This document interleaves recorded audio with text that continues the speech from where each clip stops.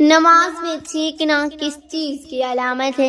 اس کے بارے میں حضور اکرم صلی اللہ علیہ وآلہ وسلم نے کیا فرمایا ہے؟ بسم اللہ الرحمن الرحیم۔ محترم ناظرین، حضرت انس بن مالک رضی اللہ عنہ سے روایت کرتے ہیں کہ رسول اللہ صلی اللہ علیہ وآلہ وسلم نے فرمایا، اللہ تعالیٰ نے دین کی جس چیز کو سب سے پہلے لوگوں پر فرض کیا وہ نماز ہے، اور جو چیز سب سے آخر میں باقی رہے گی وہ نماز ہے، اور سب سے پہلے جس چیز کا حساب لیا جائے گا وہ نماز ہے۔ اللہ تعالیٰ فرمائے گا، میرے بندوں کی نماز کو دیکھو، اگر وہ مکمل ہوں تو مکمل لکھ دی جائیں گی، اور اگر وہ ناقص ہوں تو اللہ تعالیٰ فرمائے گا، دیکھو اس کے نوافل ہیں، اگر اس کے نوافل ہوں گے تو فرائض کی کمی نوافل سے پوری کر دی جائے گی۔ پھر فرمائے گا، دیکھو اس کی زکوٰۃ پوری ہے، اگر زکوٰۃ پوری ہو تو پوری لکھ دی جائے گی، اور اگر ناقص ہو تو اللہ تعالیٰ فرمائے گا، دیکھو اس نے کوئی صدقہ کیا ہے، اگر اس نے صدقہ کیا ہوگا تو اس صدقہ سے اس کی زکوٰۃ پوری کر دی جائے گی۔ امام طبرانی نے حضرت انس رضی اللہ عنہ سے روایت کیا ہے کہ نبی کریم صلی اللہ علیہ وآلہ وسلم نے فرمایا، قیامت کے دن جس چیز کا سب سے پہلے بندے سے حساب لیا جائے گا وہ نماز ہے، اگر نماز درست ہو تو باقی عمل بھی درست ہوں گے، اور اگر نماز فاسد ہو تو باقی عمل بھی فاسد ہوں گے۔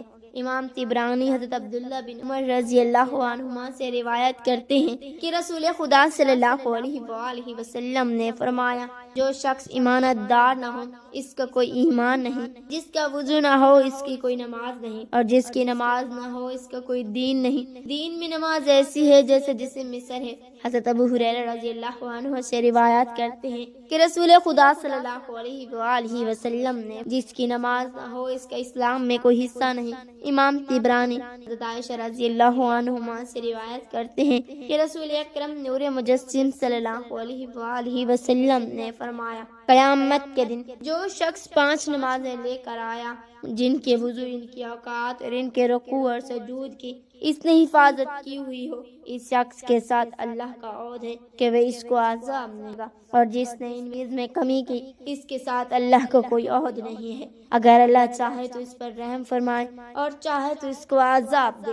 امام طبرانی حضرت انس رضی اللہ عنہ سے روایت کرتے ہیں کہ نبی کریم صلی اللہ علیہ وآلہ وسلم نے فرمایا، جس نے 3 چیزوں کی حفاظت کی وہ یقیناً اللہ کا ولی ہے، اور جس نے ان کو ضائع کیا وہ یقیناً اللہ کا دشمن ہے۔ نماز، روزہ اور جنابت۔ حضرت انس بن مالک رضی اللہ عنہ روایت کرتے ہیں کہ رسول اللہ صلی اللہ علیہ وآلہ وسلم نے فرمایا، جس شخص نے اپنے وقت میں نماز پڑھی اور اس کے لیے مکمل وضو کیا اور نماز کے قیام، خشوع، رکوع اور سجود کو پوری طرح ادا کیا، وہ نماز سفید اور روشن ہوگی، اور اس شخص سے کہے گی کہ اللہ تیری بھی اس طرح حفاظت کرے جس طرح تو نے میری حفاظت کی ہے۔ اور جس نے وقت نکلنے کے بعد نماز پڑھی، اس نے مکمل وضو نہیں کیا اور نہ اس کے خشوع، رکوع اور سجود کو پوری طرح ادا کیا، وہ نماز سیاہ اندھیری ہوگی اور کہے گی اللہ تجھے بھی اس طرح ضائع کرے جس طرح تو نے مجھے ضائع کیا، تاکہ جب اللہ چاہے گا اس نماز کو پرانے کپڑے میں لپیٹ کر اس شخص کے منہ پر مار دے گا۔ جو شخص نمازوں میں سستی کرتے ہیں اللہ تعالیٰ اسے 15 مصائب میں مبتلا کرتے ہیں، 5 دنیا میں، 3 موت کے وقت، 3 قبر میں اور 3 قبر سے نکلتے وقت۔ دنیاوی مصائب یہ ہیں کہ اس کی عمر سے برکت چھین لی جاتی ہے، اس کے چہرے سے صالحین کی نشانی مٹ جاتی ہے، اس کے کسی بھی عمل کو اللہ تعالیٰ اجر نہیں دیتا، اس کی دعا آسمانوں کی طرف بلند نہیں ہوتی، نیکوں کی دعا بھی اس کا کوئی حصہ نہیں ہوتا۔ موت کے وقت جو مصائب درپیش ہوں گے وہ یہ ہیں، وہ ذلیل ہو کر مرے گا، بھوکا اور پیاسا مرے گا، اگر اسے دنیا کے تمام سمندر پلا دیے جائیں تب بھی اس کی پیاس نہیں بجھے گی۔ قبر کے مصائب یہ ہیں کہ قبر اس پر تنگ کر دی جاتی ہے، یہاں تک کہ اس کی پسلیاں ایک دوسرے میں پیوست ہو جائیں گی، اس کی قبر میں آگ بھڑکا جائے گی جس کے انگاروں پر وہ رات دن رہے گا، اس کی قبر میں ایک اژدہا مقرر کر دیا جائے گا جس کا نام شجاع یعنی گنجا ہوگا، اس کی آنکھیں آگ کی ہوں گی اور اس کے ناخن لوہے کی ہوں گے، جن کی لمبائی 1 دن کے سفر کے برابر ہوگی۔ وہ کڑکدار جیسی آواز میں میت سے ہم کلام ہوگا اور کہے گا میں گنجا اور ہنسدا ہوں، میرے رب نے حکم دیا کہ میں تجھے نمازوں کو ضائع کرنے کے بدلے صبح سے شام تک ڈستا رہوں۔ صبح کی نماز کے لیے سورج نکلنے تک، نماز ظہر کے ضائع کرنے پر تجھے ظہر سے عصر تک، عصر کی نماز کے لیے مغرب تک، مغرب کی نماز کے ضائع کرنے پر عشاء اور نماز عشاء کے ضائع کرنے کی وجہ سے تجھے صبح تک ڈستا رہوں۔ اور جب وہ اسے ڈسے گا وہ 70 ہاتھ زمین میں دھنس جائے گا اور قیامت تک اسی طرح اس کو عذاب ہوتا رہے گا۔ اور جو مصائب اسے قبر سے نکلتے ہوئے حشر کے میدان میں جھیلنے ہوں گے وہ یہ ہیں: سخت حساب، رب تعالیٰ کی ناراضگی اور جہنم میں داخلہ۔ حدیث شریف امام بخاری، امام مسلم اور امام نسائی حضرت ابو ایوب انصاری رضی اللہ عنہ سے روایت کرتے ہیں کہ ایک شخص نے نبی پاک صلی اللہ علیہ وآلہ وسلم کے پاس آ کر عرض کیا، مجھے کوئی ایسا عمل بتائیے جو مجھے جنت کے قریب اور دوزخ سے دور کر دے۔ آپ صلی اللہ علیہ وآلہ وسلم نے فرمایا، اللہ کی عبادت کرو اور اس کے ساتھ شریک نہ کرو، نماز قائم کرو اور زکوٰۃ ادا کرتے رہو اور رشتہ داروں سے نیک سلوک کرو۔ جب وہ شخص چلا گیا تو آپ صلی اللہ علیہ وآلہ وسلم نے فرمایا، اگر اس شخص نے اس پر عمل کیا تو جنت میں داخل ہو جائے گا۔ حدیث شریف حضرت اللہ بن عبد الرحمن رضی اللہ عنہ بیان کرتے ہیں کہ وہ بصرہ میں جب حضرت انس بن مالک رضی اللہ عنہ کے گھر گئے، جب وہ ظہر کی نماز پڑھ کر فارغ ہوئے تھے، ان کا گھر مسجد کے ساتھ تھا۔ جب ہم ان کے پاس پہنچے تو انہوں نے پوچھا، کیا تم نے عصر کی نماز پڑھ لی ہے؟ ہم نے کہا ابھی ظہر کی نماز پڑھ کر فارغ ہوئے ہیں۔ انہوں نے کہا عصر کی نماز پڑھو۔ ہم نے کھڑے ہو کر نماز پڑھی۔ جب ہم فارغ ہوئے تو حضرت انس رضی اللہ عنہ نے کہا، میں نے رسول پاک صلی اللہ علیہ وآلہ وسلم کو یہ فرماتے ہوئے سنا ہے، اتنی تعریف کرنا منافقین کی نماز ہے۔ وہ بیٹھ کر سورج کو دیکھتا رہتا ہے کہ جس وقت سورج دو سینگوں کے درمیان ہوتا ہے تو کھڑے ہو کر 4 ٹھونگے مارتا ہے اور اس میں اللہ تعالیٰ کا ذکر کم کرتے ہیں۔ مسلم شریف حدیث شریف میں معاذ بن جبل رضی اللہ عنہ بیان کرتے ہیں کہ میں نبی پاک صلی اللہ علیہ وآلہ وسلم کے ساتھ ایک سفر میں تھا۔ میں سفر کرتے ہوئے آپ صلی اللہ علیہ وسلم کے بہت قریب ہو گیا۔ میں نے عرض کیا، یا رسول اللہ صلی اللہ علیہ وسلم، مجھے ایسا عمل بتائیں جو مجھے جنت میں داخل کر دے اور مجھ کو دوزخ سے دور کر دے۔ آپ صلی اللہ علیہ وآلہ وسلم نے فرمایا، تم نے مجھ سے بہت عظیم چیز کے متعلق سوال کیے ہیں اور یہ چیز اس پر آسان ہوگی، جس کے لیے اللہ تعالیٰ اس کو آسان کر دے گا۔ تم اللہ تعالیٰ کی عبادت کرو اور اس کے ساتھ کسی کو شریک نہ بناؤ اور نماز قائم رکھو اور زکوٰۃ ادا کرتے رہو اور رمضان کے روزے رکھو اور بیت اللہ کا حج کرو۔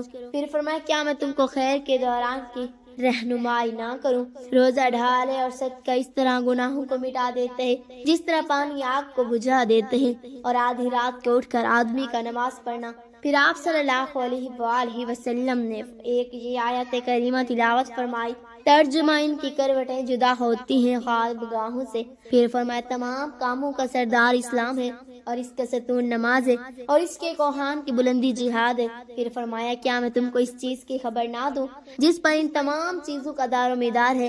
میں نے عرض کیا، کیوں نہیں؟ پھر اللہ کے نبی صلی اللہ علیہ وآلہ وسلم نے اپنی زبان مبارک کو پکڑ کر فرمایا، اس کو قابو میں رکھو۔ میں نے عرض کیا، اے اللہ کے نبی، ہم جو کچھ باتیں کرتے ہیں کیا ان پر ہماری گرفت کی جائے گی؟ آپ صلی اللہ علیہ وآلہ وسلم نے فرمایا، اے معاذ رضی اللہ عنہ، تم پر تمہاری ماں روئی۔ جو چیز لوگوں کو دوزخ میں منہ کے بل یا نتنوں کے بل گرائے اور ان کی زبانوں کی کائی ہوئی فصل ہی تو ہے۔ ترمذی شریف۔ نماز میں چھینک آنا ایک قدرتی عمل ہے اور اس میں کوئی قباحت نہیں۔